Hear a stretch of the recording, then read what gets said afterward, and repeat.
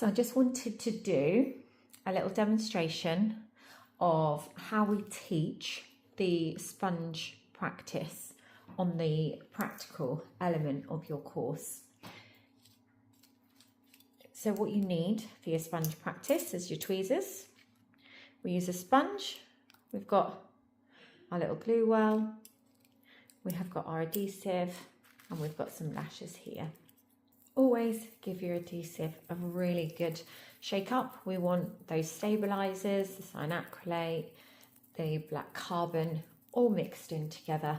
If you pour your glue and it's kind of marbly and you can see any clear areas, then you haven't given it a good enough shake.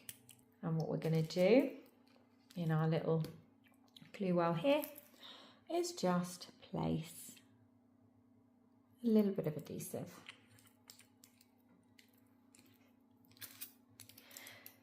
And what we do, we've got some fans here, is get you used to using a pair of tweezers with your right hand, dipping the fans into the adhesive and just placing them onto the sponge.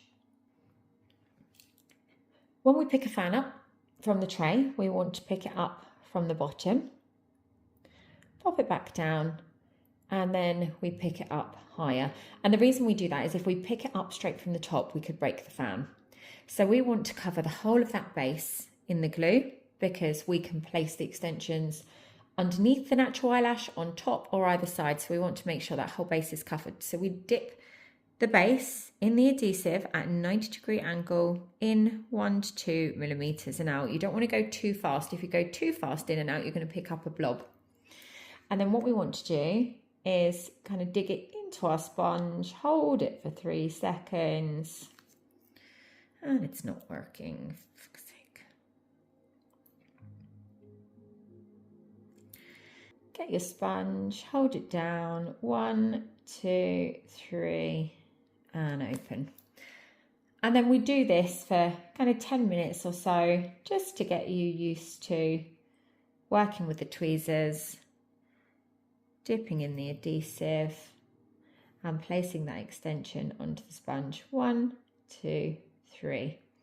And it's really important that when it's on, you're counting to 3. And we do this on the sponge and we do this on the natural lashes as well. And before you move your tweezers, open them and then pull away. Pick up, pop it back down,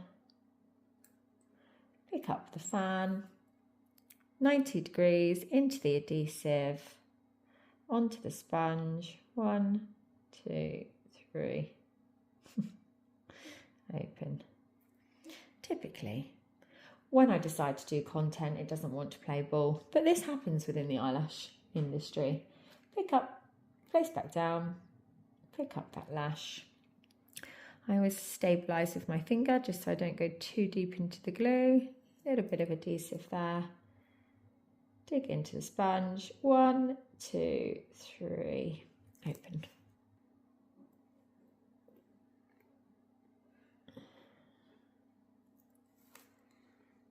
One, 2, 3. The reason that we hold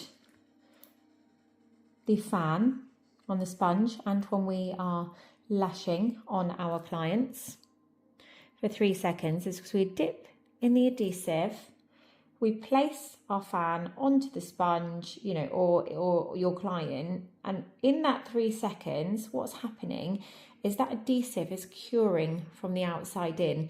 So by holding it down for those 3 seconds, it's curing that bond, which is going to hold it into place on that natural eyelash. So we pick up, we dip into our adhesive, we place our extension down, 1, 2, 3, and come away. And what we can do on the natural lashes, sometimes the fan doesn't sit in the direction we want it to.